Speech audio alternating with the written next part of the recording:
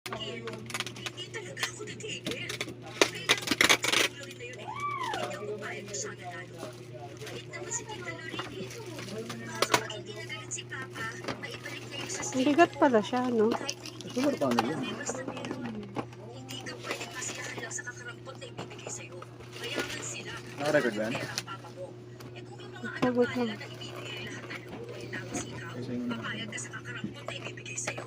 Eh hindi ako papayag sa ganun. Temperature is too high. Your phone temperature is too high. Sige lang. Pwede po ba tumigil ako? Hindi naman mainit cellphone. Maawa naman po kayo sa akin, oh. Wala ko nga ito ginagawa, eh, di ba?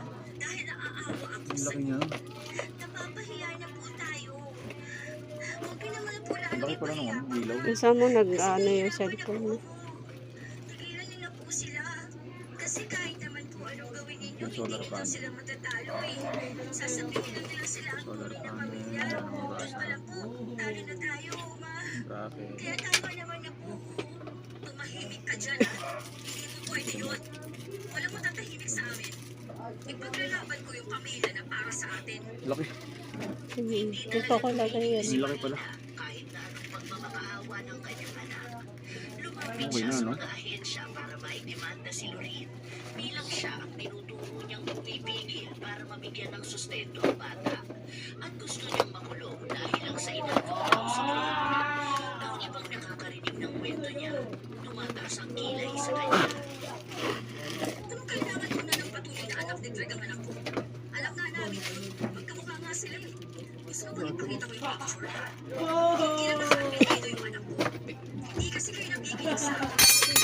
Yung langit na yun, makapal ang mukha ng Ano babae na yun. damage? Kinukuha niyang lahat ng pera ni Greg. Tapos yung mga anak niya, spoiled. Lahat ng gusto na ibibigay. Okay na, tingnan mo na sa ibang bansa na naman sila. Tapos yung anak ko, andun lang sa bahay.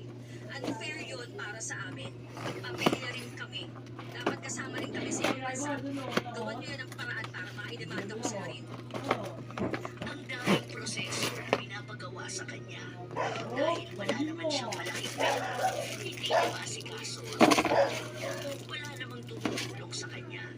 Nanghihingi siya ng tulong sa ibang tao. Pero pinagtatawanan lang siya.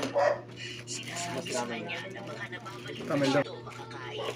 Hindi na rin lumalabas ng bahay dahil siya ang nahihiya. Hindi nakikihalo sa iba at halos walang kaibigan. Ayaw ko gumana dun sa may Ano ako magagawa kung hindi ko magagawa? Bakit? Pinang-awa ba sa'yo? Di ba sabi ko huwag kang magpapapay sa kahit na sino? Kapag inaway ka nila, awayin mo rin sila? Hindi naman po ganun yun, may. Sa gulo po kasi